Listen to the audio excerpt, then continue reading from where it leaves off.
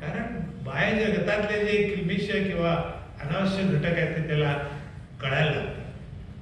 आणि मग देहवासना, लोकवासना. लोकांनी मला चांगलं म्हणावं, मला भरभरून संपत्ती मिळावी, मी जगामध्ये कोणत्याही क्षेत्रामध्ये उच्च दर्जा गाठावा. बाह्य जगतातल्या संकल्पामध्ये मी माझं करत गोळा करायचं आणि मी श्रेष्ठ आहे म्हणून दाखवायचं.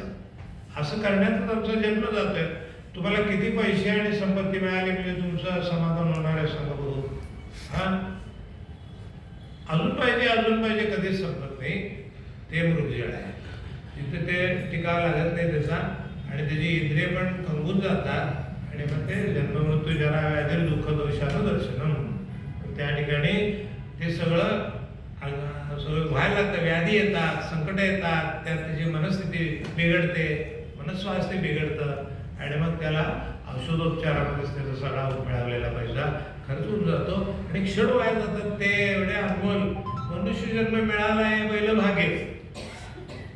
भाग्यवान कोण? ज्याला मनुष्य जन्म मिळाला तो भाग्यवान. याचा अर्थ काय? आपण सगळे भाग्यवान आहे का? तर सर्व प्राणी मात्रेमध्ये बुद्धिमान प्राणी मनुष्य प्राणी आहे म्हणून आपण तेव्हा काय अनेक जन्म गेल्यानंतर उत्क्रांतीवादातून आपण या अवस्थेला आलेले आहे.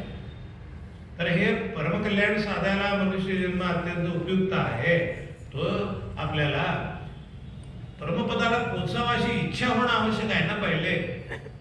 त्याला मुमुक्षुत्व म्हटलेलं आहे. मनुष्यत्व मुमुक्षुत्व आणि महापुरुष संश्रय. हा जो परमपदाला पोचलेला सद्गुरू आहे त्याची भेट व्हावी आणि त्याचं सान्निध्य लाभून मग उर्वरित जीवन फक्त गुरुमय होऊन जावं. गुरुमयचा अर्थ काय? गुरुने सांगितलेल्या तत्वानुसार आचरण करणं म्हणजे गुरुमय होणं. समजा गुरुने तुम्हाला ब्रह्ममुहूर्तावर उठा म्हणून आश्रमामध्ये अनेक वर्ष तुमच्यावर राहिलं असलं तर तो आपोआप त्याला तिचा गोडवा कळतो की ब्रह्ममुहूर्त काय आहे. त्या काळामध्ये तो 3:30-4 वाजता उठून आपल्या मौनामध्ये राहून आपली साधना चालू ठेवतो. त्याला माहीत असतं, सगळं गुरुने त्याला सेटअप करून दिलेलं असतं. ते त्याप्रमाणे तो सगळ्या गोष्टी नीट करत असतो. आणि ब्रह्ममुहूर्ता म्हणजे काय आहे की त्या काळामध्ये देह आणि मनाला तर विश्रांती मिळतेच मिळते, पण कंपनं खूप कमी असतात बाहेर आणि आतमध्ये. त्यामुळं शांतता, स्थिरता, एकाग्रतेची पराकोटी ब्रह्ममुहूर्ताला असते. आणि शांतता आणि प्रसन्नता आपल्याला विश्रांती मिळाल्यानंतर जी असते त्यात आपल्याला स्फुरण होतं. आपला अनुभूतीमध्ये श्रेष्ठत्व काय आहे ते समजायला लागतं. मग त्याला चांगले विचार सुचतात. त्यामध्ये त्याला सगळ्या विश्वाच्या कल्याणाचाच विचार यायला लागतात आणि आत्मकल्याण आपोआप साधायला लागतं. कारण जो सर्वांचा कल्याणाचा विचार करतो त्याचंच कल्याण होतं असं परब्रह्माने विश्व निर्माण केलेलं आहे. दुसऱ्या विश्वाची सेवा करतो त्याचं विश्व सेवा करतो. सर्वे सुखीने संतू सर्वे संतू निरामया. जो सगळ्यांच्या सुखासाठी म्हणून झटत असतो चंदनासारखा, त्याच्याच पोते चंदनाचा सुगंध पसरतो. म्हणून आपला जन्म दिलेला आहे तो कशासाठी दिलाय? विश्वाच्या कल्याणासाठी स्वतःला समर्पित करायला पाहिजे गुरुने सांगितलेल्या तत्वाच्या प्रमाणे. तर आपल्या जीवनाचा अर्थ आपल्याला आपोआप कळायला लागतो आणि वाटतंय वा वा किती सुंदर आपल्याला. आणि हे कशावर आहे? त्या मनावरती आहे. म्हणून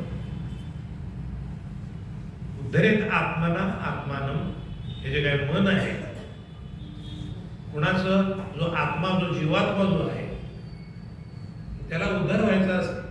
आत्मानम अवसादय, आत्मैव ही आत्मनो बंधू.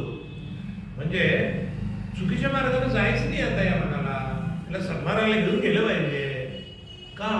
तर ते मन हेच तुमचा मित्र पण आहे आणि शत्रू पण आहे. आत्मैव ही आत्मनो बंधू. आत्मैव ही रिपुरात्मना, रिपू म्हणजे शत्रू आणि मित्र, बंधू मग मित्र म्हटलं आपण त्याला. मित्र कसा असतो? वेगळेपणा. शत्रू म्हणजे काय असतं? वेगळ्या कारणीभूत असतात दुर्गुणामुळं. तर आपण आपल्या मनालाच असे संस्कार करायला पाहिजे की ते कायम प्रसन्न आणि ईश्वराशी जोडलेलं नाही. ईश्वर म्हणजे कोण? सच्चित आनंद. ते कुठं आहे? तूच ते आहेस हे गुरुने सांगितलेलं असते. त्यामुळे अखंड आनंदामध्येच असतो.